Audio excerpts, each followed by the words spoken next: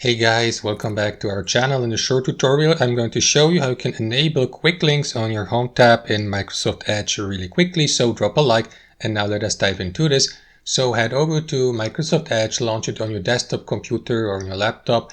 And here on your home tab, for example on Bing, you will see that gear icon in the top right corner. So click on it to access your page settings.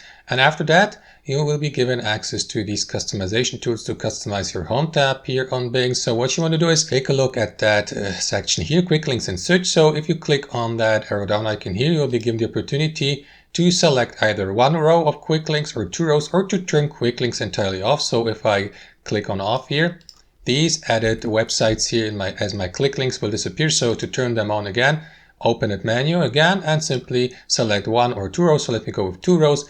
And there you go, the quick links have been added again. So that's basically it. Thanks for watching. I hope you enjoyed this video and we'll see you next time on our channel.